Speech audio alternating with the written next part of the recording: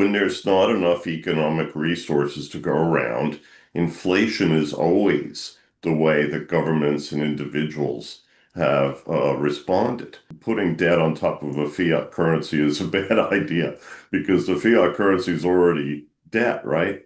All right, so today I'm joined by Christopher Whalen, author of Inflated: Money, Debt, and the American Dream. Christopher, thanks so much for coming on the show today. Thank you, Mark. So I want to get right into this. I know this is the second edition of your book. Why did you decide to re-release this? Well, 15 years had gone by. When I wrote it in 2010, things were a bit of a mess, as you recall. Most of my friends on Wall Street were broke. The markets were still trying to figure out how to work out the collapse of the residential mortgage market. And so what I did was I edited about 20,000 words out of the front of the book. I took the chapter on Henry Ford, which I had published in Ford Men, out because even though it was very important, it was kind of long. And then I added a chapter at the end to talk about Ben Bernanke, Janet Yellen, and Jerome Powell and how they have conducted monetary policy in the past 15 years. So, it was really about tuning up a book that had way too many typos in it and other issues, frankly. And then I think also making it a little bit more readable, a little more focused. And then mostly the whole point of the book, why I wrote it in the first place, is to help Americans understand how we got to where we are today. Here we are 25 years into the 21st century, and if you go back 100 or even 150 years, things have changed dramatically. Where you went from an agrarian society that basically wanted to be left alone to being the custodian of the world's money. How did this happen? So that was really the purpose of the book, just to give Americans a bit of a framework and anyone else who's interested, of course. Because today, look at all the issues we're dealing with. Americans don't even know what money is anymore. And it's an interesting conversation we see every day. I mean, Amazon has just announced they want to issue their own stable coin. So, what is money? That is the big question in 2025. And you do a great job of tracking how the U.S. treats money and the monetary system, going all the way back to the 1800s, to the Civil War. And one of your central themes is that really tracking to back then, the U.S. has very much inflated its way out of its debt. Yes. Can you go It's over the that a bit? human It's the human condition. When there's not enough economic resources to go around, inflation is always the way that governments and individuals have responded. If you look at the early years of the American Republic, we essentially were using foreign currency. And then later, even before the Civil War, the states had issued their own funny money. Mostly it was convertible back into gold because gold was money in those days. Everything else was debt. But then we get to the Civil War. Lincoln enters the city. The government is basically broke, and the soldiers who were there were all about to go home. They'd only been conscripted for a very short time. So, in order to function and also fight the Civil War, he had to come up with another means of finance, and that was the paper dollar, which was debt. In fact, it bore interest initially. It was basically a T-bill. So I think that Americans need to appreciate and maybe even have a laugh about how it is that we have managed to grow this amazing country. And yet at the same time, we occasionally repudiate our debts and run away from them. It's an interesting story. And you go through that in the book that a country doesn't just necessarily default on its debt by not paying its bills. It can do it by devaluing its currency, Yes. printing up its currency. Um, so let's fast forward from we started in the Civil War and where we are right now. You see that as the continual method of debt repayment going forward? Well, it is, but I think the big twist, the big inflection point, if you will, was World War One. We go through World War One. Americans are introduced to securities. We had war bonds and all sorts of forced savings to help the government pay for it. We're still essentially on the gold standard, remember? And then as we go forward, we enter this period of deflation in the 1920s, 100 years ago, right? Americans were stunned because you had so many things going on. The Europeans had bought lots of products, lots of agricultural produce from us during the war. 1918 comes around, that all stops.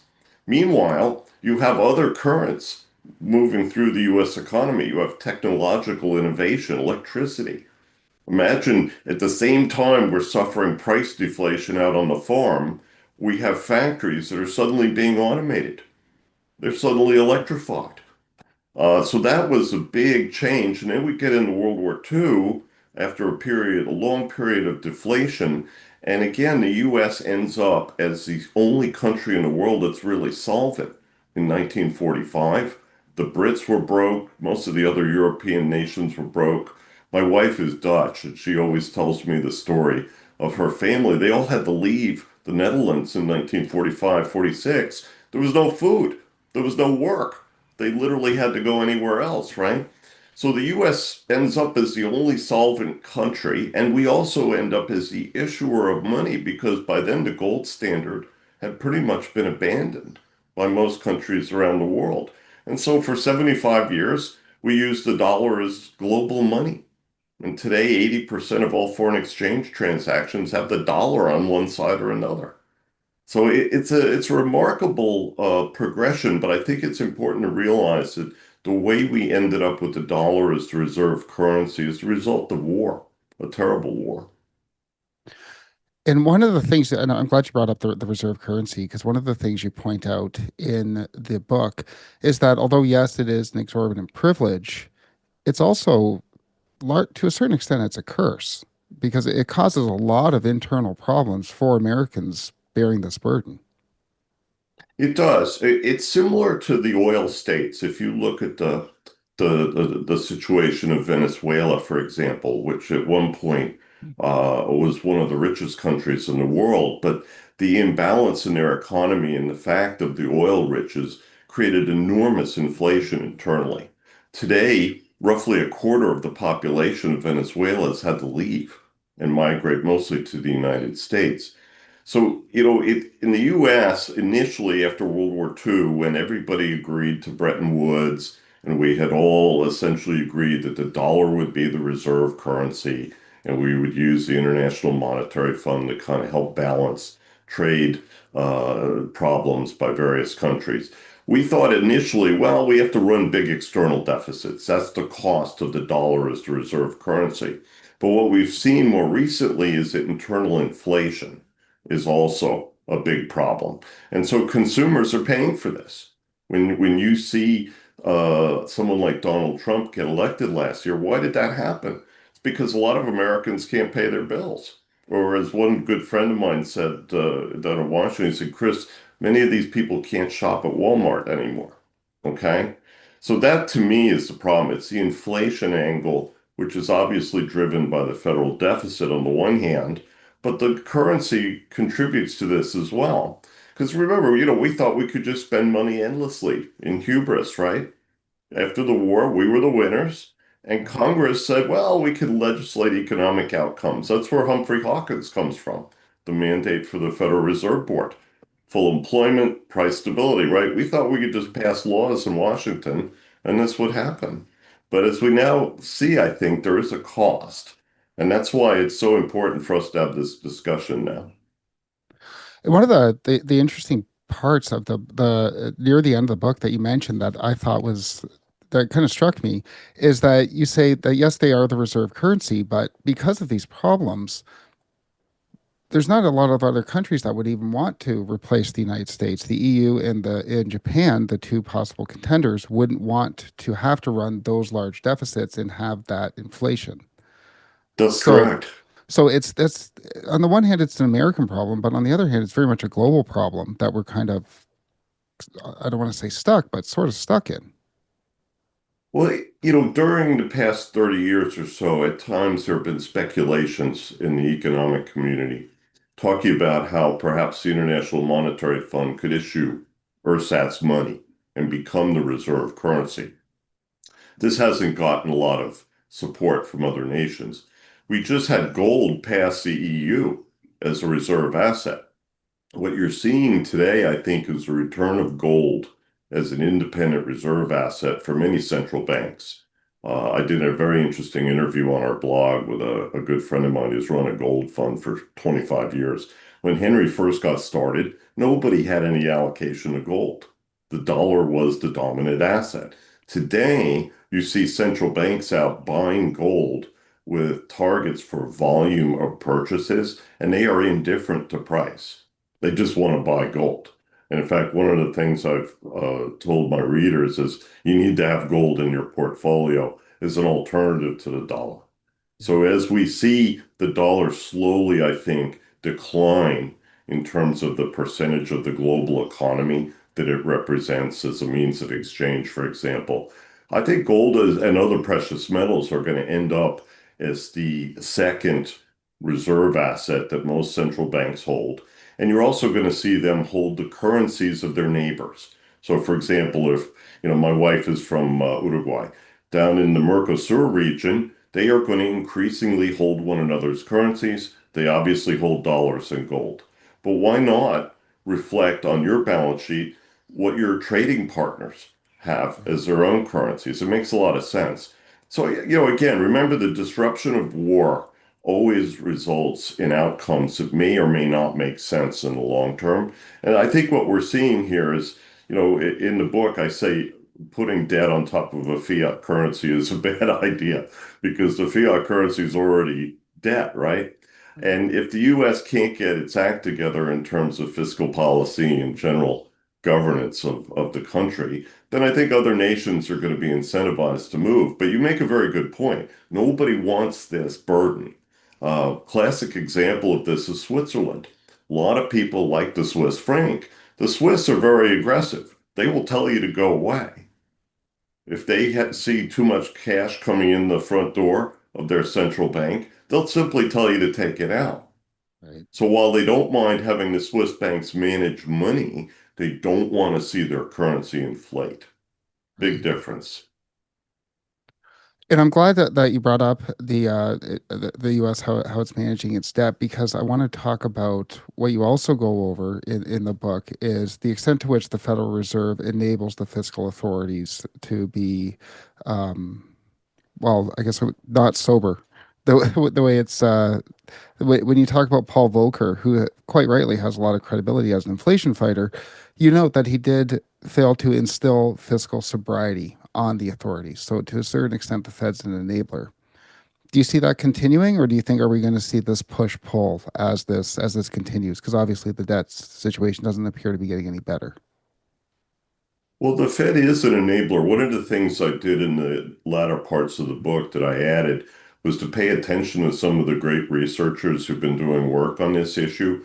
And two of them, Josh Menand, or excuse me, Lev Menand and Josh Younger at the Fed in New York, did a great piece for Columbia Law School to talk about the legal basis of the Treasury market. You might think to yourself, well, gee, didn't it just spring up out of the ground? No. Bonds have to be sold. And after World War II, in order to regain their independence, the Fed created the primary dealer system. And they said, you can finance government bonds, Ginnie Maes, things of that nature in the repo market. In other words, you sell it to somebody and you buy it back the next day or 30 days later, what have you. That system is broken down. So today, the Fed is essentially the buyer of last resort for Treasury issuance. And there's a debate right now in Congress, very interesting one, that says, should the Fed pay interest on reserves? Now, there are conservatives like Judy Shelton and others who say, no, no, this is a subsidy for the banks. But what they don't understand is it's not just the liability side, the reserves you got to think about. Why does the Fed need to raise cash? Because in 2020, when we had COVID, remember, the Treasury market stopped working. The Fed came in March of 2020 and they bought everything because they had to. If the Fed's hands were tied and they can no longer pay interest on reserves or Congress puts other restrictions on their actions, some of which I would agree with, by the way, we could see a failed Treasury auction.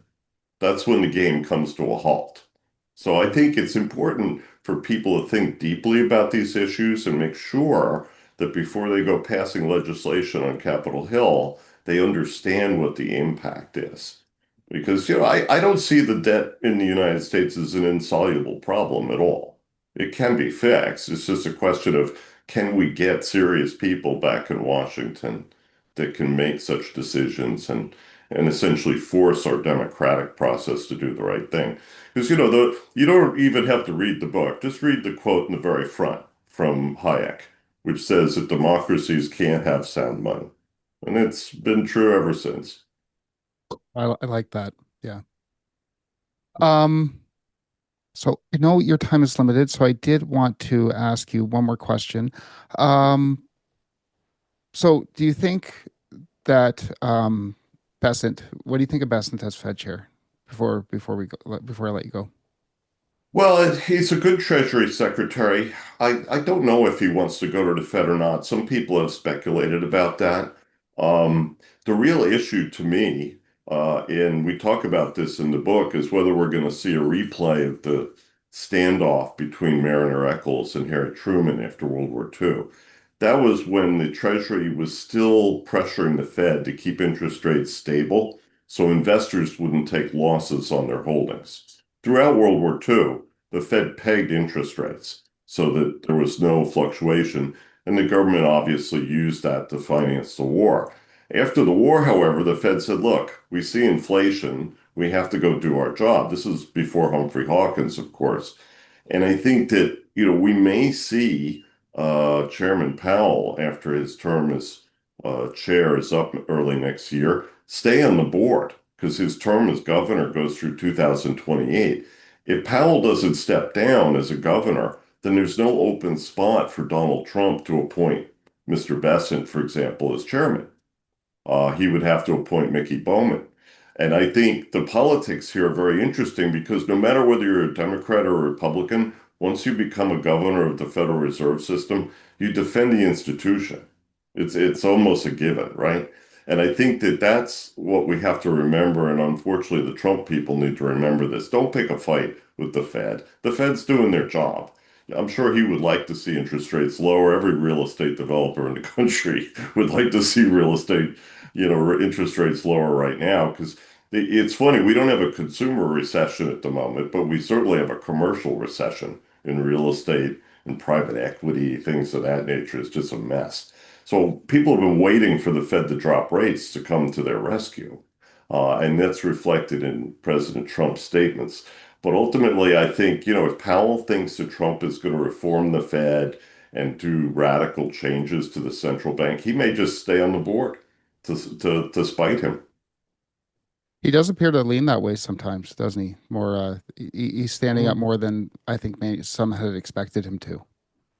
Well, look, you can't remove a sitting governor except through impeachment. Once these people are confirmed by the Senate, they're officers of the United States, and that's kind of it. Now, Trump's made a lot of noise about, replacing governors and what have you, but I don't think that's going to change.